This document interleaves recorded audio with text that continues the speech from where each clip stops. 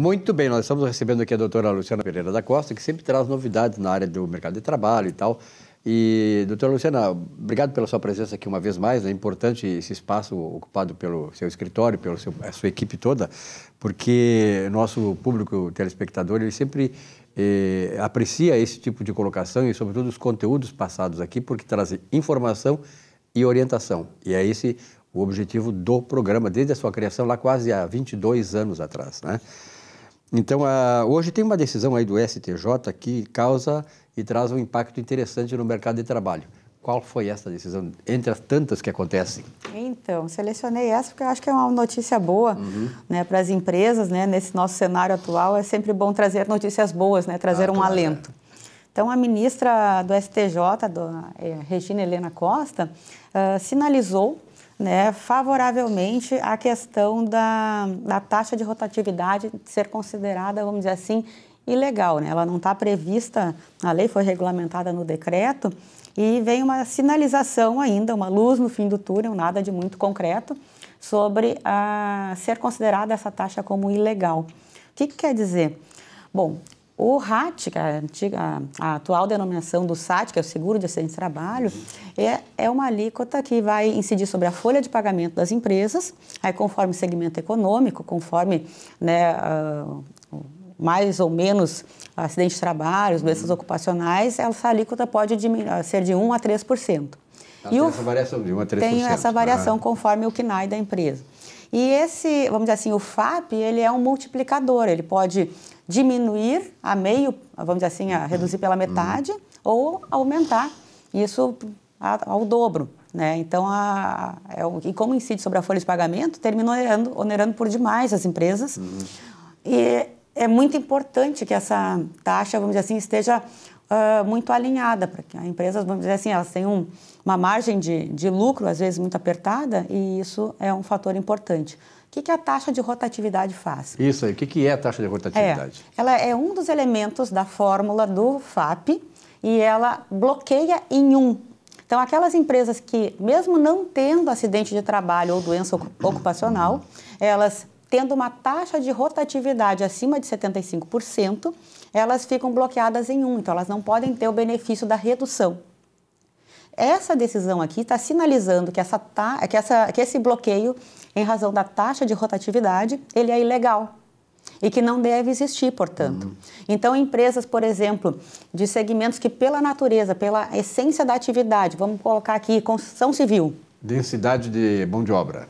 Eu tenho ali várias empreitadas no ano e aí eu trabalho com equipes durante o ano e é certo que eu vou ter rotatividade pela minha atividade, não porque eu estou, vamos dizer assim, desempregando ou empregando, tem a ver com a atividade. A atividade, ela concentra num determinado tempo até terminar, digamos, uma construção, né? Começa e termina a construção, não tem por que ficar usando. Isso. E empresas, a gente está usando esse exemplo, mas tem várias. Claro. Empresas como essa são, vamos dizer assim, mesmo que não tenham acidente de trabalho ou doença ocupacional, elas têm essa alíquota bloqueada, né, e não podem ter o benefício da redução, o que é injusto. Claro. Né? E essa decisão da STJ vem trazer vamos dizer assim, essa luz no fim do túnel, como eu coloquei, no sentido de que isso começa a ser sinalizado tanto no tribunal aqui da nossa região e agora com essa sinalização do STJ, com essa decisão da ministra, a gente tem então ali um alento para discutir sobre essa taxa de rotatividade como sendo um bloqueio. Eu achei interessante trazer esse assunto porque é recorrente a dúvida das empresas quanto ao FAP, como se calcula, as informações não são acessíveis, não são transparentes, o INSS, vamos dizer assim, não disponibiliza de uma forma muito clara como se chega às alíquotas. Então, a gente tendo elementos, tendo alguma coisa que a gente possa trazer e a empresa possa discutir sobre isso, é sempre muito importante. É importante o seguinte, a senhora falar em transparência, né? O que nós precisamos num país realmente democrático é transparência. Hoje nós estamos vendo aí movimentos na sociedade em que exigir transparência para algum segmento da sociedade, principalmente na área do judiciário, é considerado um movimento antidemocrático. Nada mais democrático do que você pedir transparência.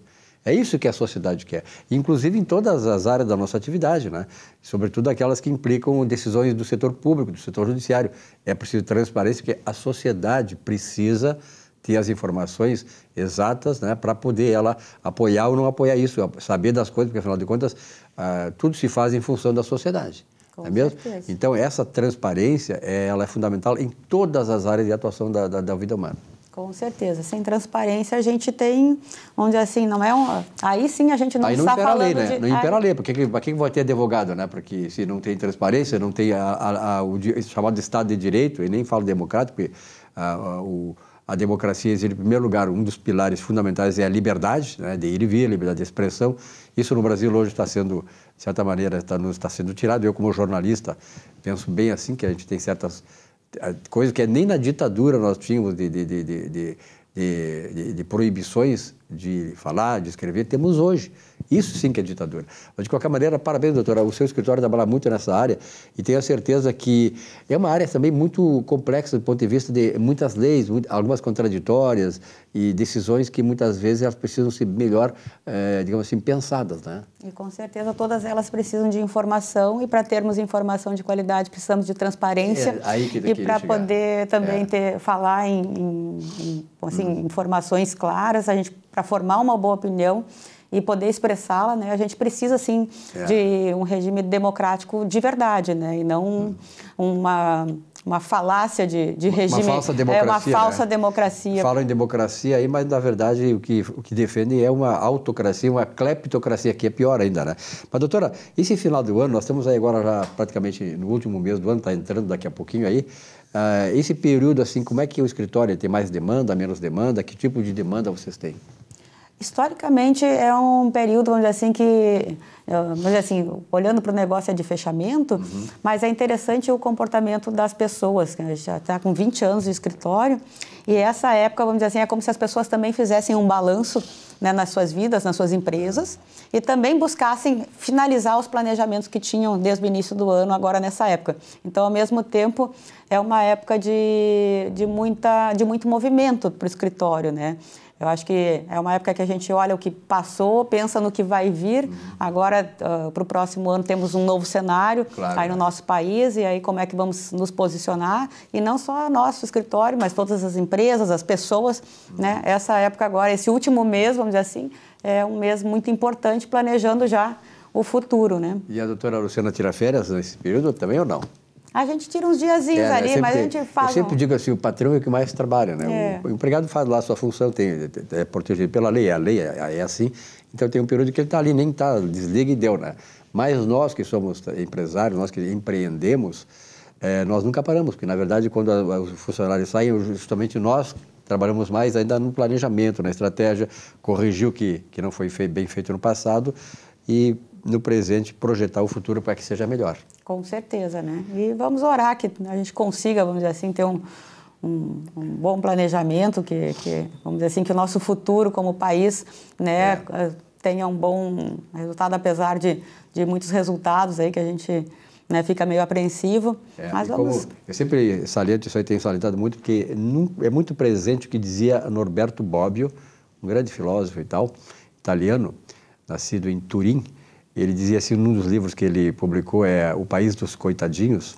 Não, esse é o Emil Fará, não é o Norberto Bobbio, Emil Fará, que é um grande filósofo também, o Emil Fará, e dizia o seguinte, que está nas mãos de nós, brasileiros, ou tornarmos esta uma grande nação ou um grande albergue. Né? E nós sabemos o que é um albergue. Um albergue você fica subjugado, escravizado, e isso nós não queremos para um país tão grande, tão maravilhoso como o Brasil, né?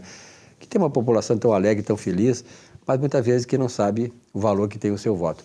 Doutora Luciana, obrigado pela sua presença, parabéns aí pelo escritório, pelo trabalho, pela mamãe, pelo Mano, que sempre estão aqui também conosco, trazendo esse conteúdo, né, que o escritório de vocês oferece e, sobretudo, levando a tranquilidade para aquelas pessoas que se socorrem de vocês e que tem ali o pessoal capacitado que vai orientar bem nos propósitos que vão ser melhores para o trabalhador que busca o trabalho de vocês. Um grande abraço e até a próxima. Quero agradecer também a clareza também das informações do teu programa, a forma como tu expõe de uma forma objetiva e clara tudo que nós estamos passando, esse período difícil, que verdade. Com certeza a história no futuro vai olhar para esse período e pessoas como você que estão apontando aí as coisas, né, que a gente está observando que não estão certas, né, vão ser lembradas, vão ficar, vamos dizer assim, marcadas como importantes na história, né, e na trajetória desse país. É verdade. Olha, que Winston Churchill, quando ele expulsou os nazistas do Hitler, ele tinha um exército que era a 10ª parte do exército de Hitler, em poderio e em homens. E ele ganhou, e ele venceu a batalha. E ele tem uma frase que ele diz que se aplica também muito bem, que diz assim, ó, nunca tantos deveram tanto a tão poucos. Né? Nunca tanto, a humanidade toda deveu tanto àqueles pequeno número de soldados que venceu e impediu que Hitler avançasse sobre a Inglaterra, sobre a Alemanha e dominasse o mundo naquela época. Então foi a grande sacada, o grande evento mundial foi quando Winston Churchill derrotou Hitler e ali ele esmagou a pretensão nazista de dominação do mundo. Então eu acho que nós estamos no Brasil num momento como esse e como disse muito bem a doutora Luciana, a história vai nos julgar. Então, estejamos do lado certo. Obrigado, doutora Luciana. Até a próxima. Obrigada. Um rápido intervalo, já voltamos aqui com o nosso Economia e Desenvolvimento. Até já.